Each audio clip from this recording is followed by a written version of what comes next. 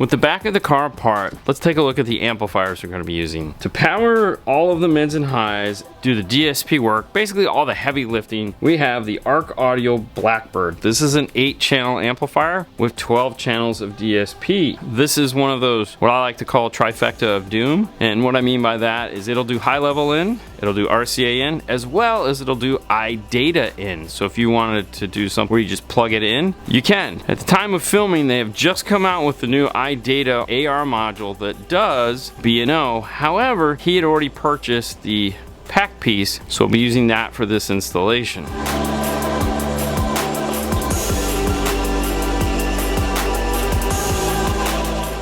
This also has a Toshlink input. That is nice because we'll be utilizing that as well. USB connector, input and output harnesses, the main amplifier. Ooh, look at how tiny it is. That is one of the reasons why I picked this amplifier for this job, because it's small, compact, and we don't have a ton of room where that factory subwoofer went. The other nice thing about this particular amplifier is that all of the connections are on one side. For now, I'm putting the bag and the USB back into the box, but before we are done, we will be plugging the USB back in because that's gonna live in that amplifier forever. Let's talk about the end plate and some of the cool things that this guy has. Starting on the left-hand side, clip protect lights are built into the amplifier as well as the software. Our line level inputs / high level inputs are all located right here. The only RCAs located on the amplifier are the output RCAs. It has a bunch of options for different types of devices that ARC makes: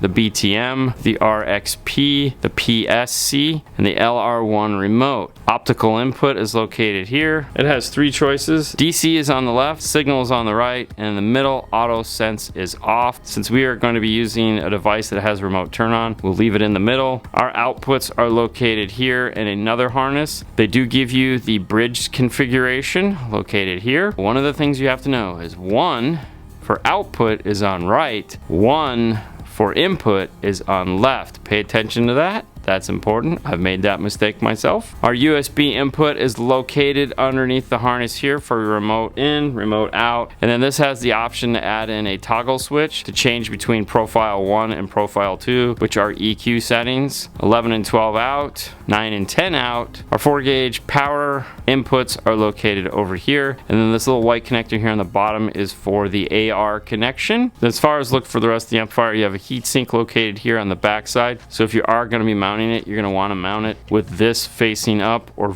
like this. Do not mount it like this because heat is going to rise and you're not going to be utilizing your heatsink. Just has a silkscreen name and wattage, very minimalist. I think that would look better. However, the reason for that is because this is a purpose-built amplifier to work with AR. More than likely you're going to be putting this somewhere where you're not going to see all those things. However, it is a nice channel, so if you wanted to make your own, it'd be easy enough to do it. To power the sub, we're going to be using a different amplifier, which is this guy here, the companion amp for it, which is the Nighthawk. Now if you're going, wait a minute, Blackbird, Nighthawk, yeah, there's an SR71 located here, and then the Stealth Fighter is located right here. Let's take a look at this guy. Now this is a 2-channel 800-watt amplifier.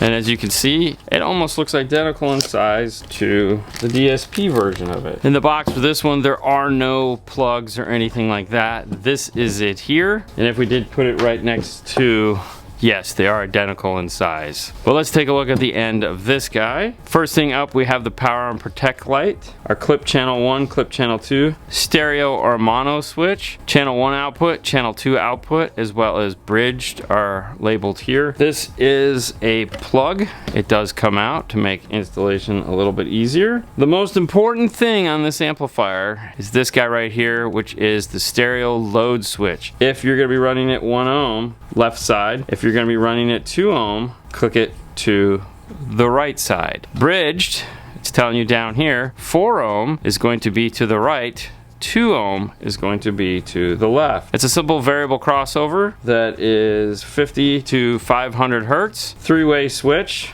Left is low, right is high, and the middle is full range, which is where we're gonna leave it because we'll have the DSP to take care of our crossover for this. Gain control, input RCA, DC sense on and off, remote turn on in and out harness, similar to what was on its DSP brethren. It allows you to come in and out, so you can daisy chain as many of these as you like. And then that same power input, ground, power. These two amplifiers are what we've chosen to power up this system. And now the trick is to figure out how to get these to fit in the back where that subwoofer was removed from. I have the amplifier rack all back apart. These are actually just sitting on here. And what I want to do is create these areas here. This is for my power wire to go through.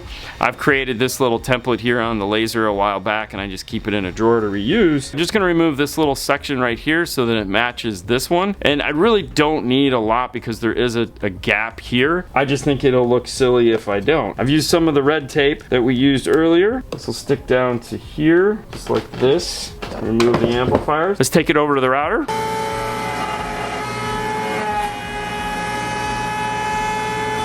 So after kind of looking at everything and routering these holes out here, I kind of thought that since the Amp Pro is going to be mounted behind it, it only makes sense to just route all the wires through the front here around to the back. And so I headed over to the laser and I made a bracket to emulate all the openings that I'm gonna need. I've added some red tape to it.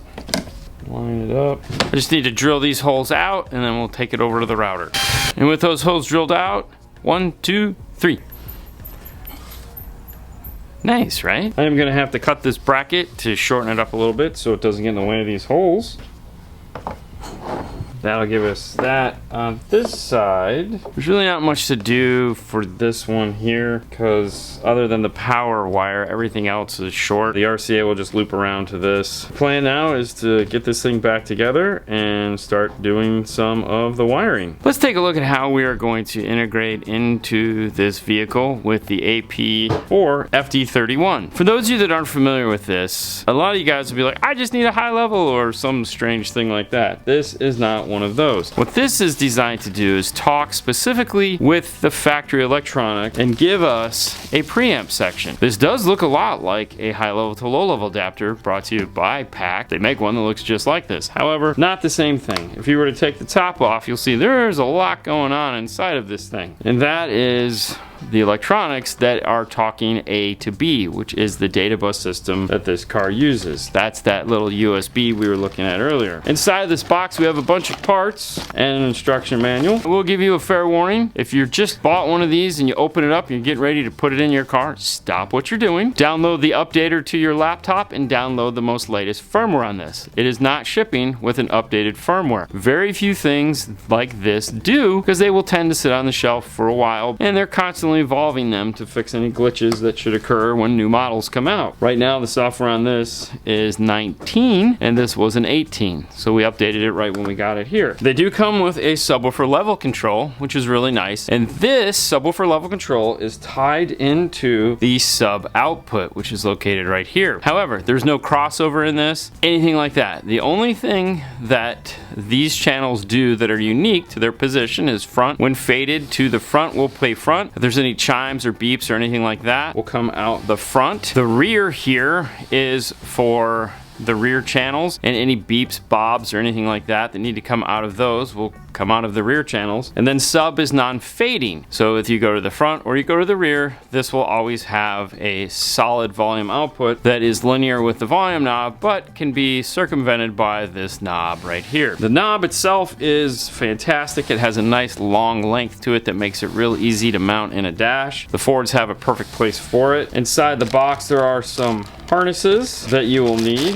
The first one is the bigger of the two, which is this guy right here. To differentiate them is it's the one with the gray plugs. This is the master plug. This is going to have, for this case, our speaker wire outputs here, the USB input for the A to B, as well as the power input on this little black plug. On the other end, it has this white plug that plugs directly into our unit like this. This will plug into the car, and these will go off to our amplifier. Now, depending on on the Ford that you're interacting with, not all of them have all of their wiring back at the amplifier. Depending on what year, make, and model you have the one with the longer plug like this, which is for an older Ford, and you have this one here that has a square plug, which is for a newer Ford. If you'd like to know which one of these you might need for your vehicle, that's where the installation manual comes into play. The thing you have to know is that these wire colors, they don't mean anything, because Ford doesn't have a unified pin configuration for them. So pay no attention to those. What you want to do is open up this owner's manual and look for your make and model. In this case, this is a Ford Bronco 10 speaker 2021. Amplifier location, right hand cargo area behind trim panel. You also have Bronco Sport 10 speaker 2021 amplifier located trim panel, F150, F150, F150. You get the idea. And what these will do is these will break down what all of these colors mean. For example, white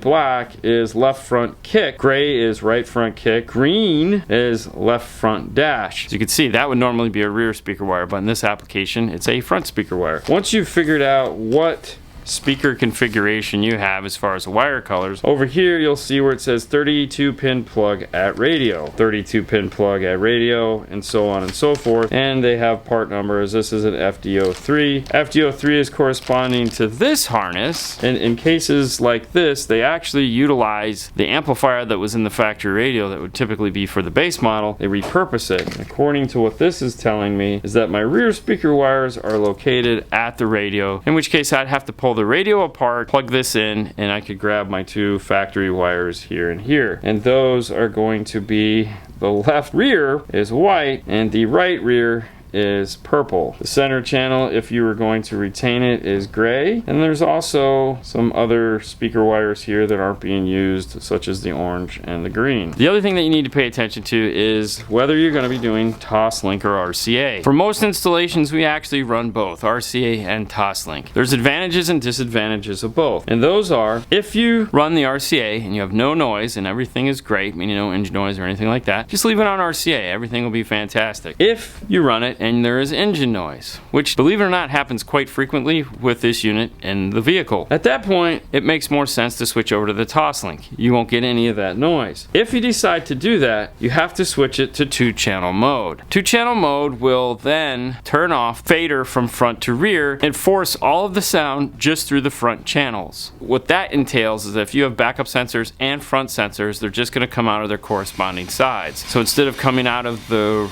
left rear speaker, it's just going to come out of the left speakers. The nice thing is that the outputs on these actually still work. So for example, the subwoofer RC output, you're not going to get any engine noise in that because it doesn't play those frequencies. That allows you to still utilize that input so that you can adjust the subwoofer level control using that RC output. You can also just use the Toslink on the front inputs if you want to. It all just is how you set up the amplifier and the input output settings. And that would be dip switch number 1. Dip switch number 2 is a 5 volt versus 4 volt. So if you have a DSP or an amplifier that can't handle a 5 volt input, we have our action plan as far as this guy is concerned. Now, along with the 2 tweeter wires we have to run to the front, we also have to run a left and right rear channel.